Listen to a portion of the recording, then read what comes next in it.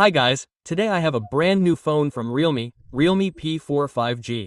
Its price starts from 18,499 rupees. Well, today in this video I will review the camera of this Realme P4 in detail. I have taken a lot of photo samples from this phone during the day and at night, even how this phone will be videographically. This will also become clear in this video. Come on friends, without taking time, let me start the camera review. First of all, I would like to talk about its camera's number. There is a dual camera setup at the back of the phone. The primary sensor is of 50 megapixels. There is no OS support in this. The good thing is that it has an ultra-wide sensor, that too of 8 megapixels, and it has a 16 megapixel selfie camera. Yar, you know that we do not believe in megapixels. We believe in quality. So first of all, let's check how good quality video the phone records from the back camera. You can record videos in 4K 30 FPS and Full HD 60 FPS from the back camera of this phone. Videos are recorded only in Full HD 30 FPS from the selfie camera. Well, this video sample you are seeing is recorded in 4K 30 FPS and this phone records videos with very good quality. But there is a slight problem in color tuning. There is a problem in light exposure. If you look carefully, you will know. When the light shifts, the color also shifts. The rest of the dynamic range is managed well and the skin tone is also good. I tried recording a video in direct sunlight in 4K 30 FPS on the mobile. This phone records very good videos. Here the light exposure seemed fine to me. The phone even manages the dynamic range well. Hi guys, the video you are watching is being recorded in Full HD 60 FPS. Most users record videos on these settings.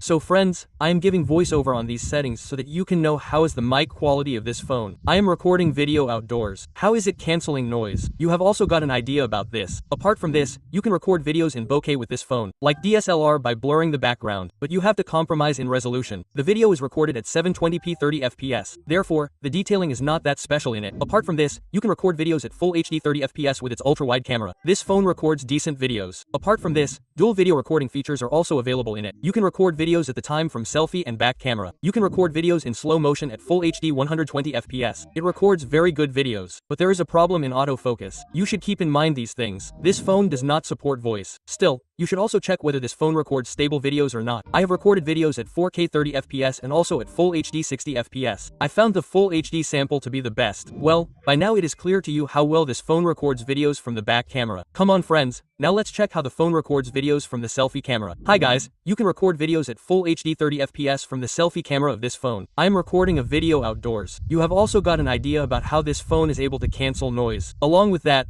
this phone manages the dynamic range well. You can also see the light control. I found it to be fine as well. Apart from this phone manages skin tones very well. There are many friends who do blogging videos from the phone. So for that I have tested a part of the video and you can see here that the phone does not record a very good video from the selfie camera. Apart from this, you can also record a video from the selfie camera by blurring the background. But here there is a compromise in the resolution. The video is recorded at 720p 30ps. Well, by now you are clear about how Realme P4 is for videography. Friends, now let's check how the phone is for photography. Before that, friends, see its shutter speed. It is very fast. There is no problem while taking photos. I also found its autofocus to be fine. Apart from this, 2 color modes are available in it. I like the vibrant color. That's why I have taken more photo samples on this mode. First, I am sharing some photos of flowers with you people so that you can know how its color contrast comes. Friends, this phone boosts the color to a great extent from the natural color. Here you can see that the color of the trees and plants has been boosted to a great extent. This phone captures photos with very good clarity. I am zooming some photos. Here you can see that very good detailing is available here. The rest of its color tone is ready for social media. If you want to click photos from the phone and upload them directly to social media,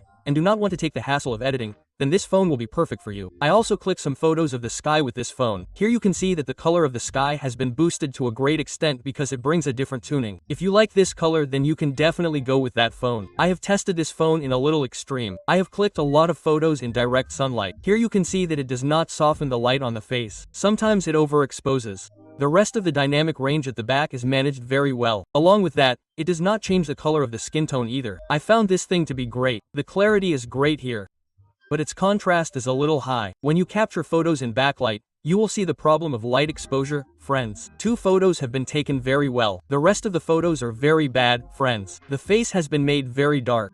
You can even see that the color of the t-shirt has also been changed a little. But the dynamic range at the back is managed very well.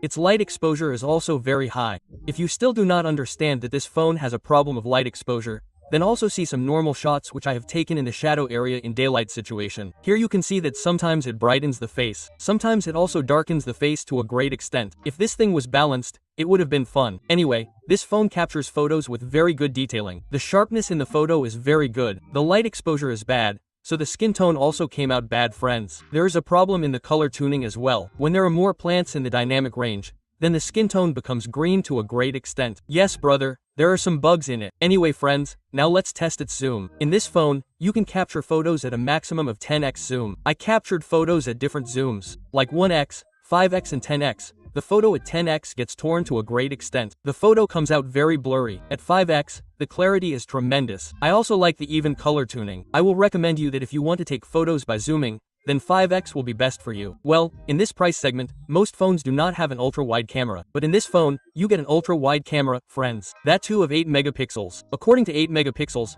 I found the quality to be fine. Even the detailing also comes out fine. Yes, brother, if you zoom in on the ultra-wide photo sample, it gets blurred. You should pay attention to these things. The rest of the color tuning is fine. The light exposure could have been a little better. Now let's try its night mode. I have carefully checked all the photos I have taken at night. There is not much noise in the photo. This is a good thing, but if your hand gets a little tight while clicking the photo becomes blurred. You should pay attention to these things. This phone is not able to manage light control in the dynamic range so well. You can see the rest of the light exposure. I did not find the overall photo frame that special, which should have been a little better.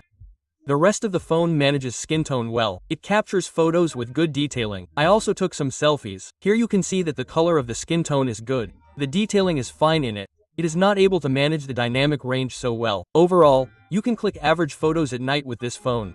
Now it's time to try its portrait mode. Brother, when you shift to portrait mode, you get 2x digital zoom. Apart from this, you can also control the aperture and you also get some filters in it which you can apply and capture photos. You can even apply beauty mode in portrait mode. But you cannot turn on the flashlight in the protected mode. Anyway, all the samples I have taken were taken at 2x zoom in 1.4 aperture, and here you can see that the photos get very good clarity. But I have applied light beauty on the face at 2x.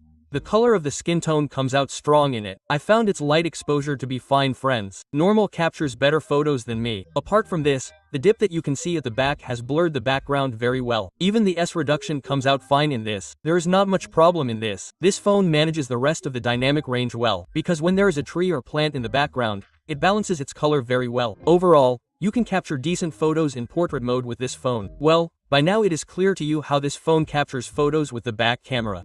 If you find this video even a little helpful, please like the video, subscribe to the channel.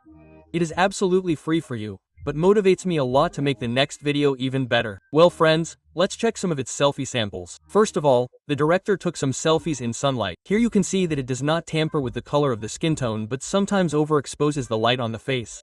Apart from this phone manages the dynamic range well on direction light, and the clarity in it is also good as per 16 megapixels. Well, I took a selfie in normal lighting situation and saw that this phone takes very good selfies. The light exposure could have been a little better. Well, if you keep it on the side, then this phone takes very good selfies. It brings out very good skin tone. It also manages the dynamic range well.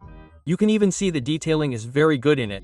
When you switch to protein mode, it blurs the background very well. S detection also comes out proper. And here you can see that it also manages the dynamic range well. On protein mode, it applies light beauty on the face, but it manages the color of the skin tone very well. Now let's talk about the final conclusion. Look, brother, as much as I used Realme P4, I feel that its camera still needs improvement, which can be fixed through software update. It is clear to you from the rest of the photo how much is the problem of light exposure. If Realme fixes this thing, then it will become a very good camera phone, friends. In this price segment, Realme P4 does not get voice support in its camera. You should also keep in mind these things. I found its camera to be average. How did you like its camera quality? You can definitely tell me in the comment. I sincerely hope you liked the video. I have also cleared your doubts. If you found this video even a little helpful, please like the video, subscribe to the channel,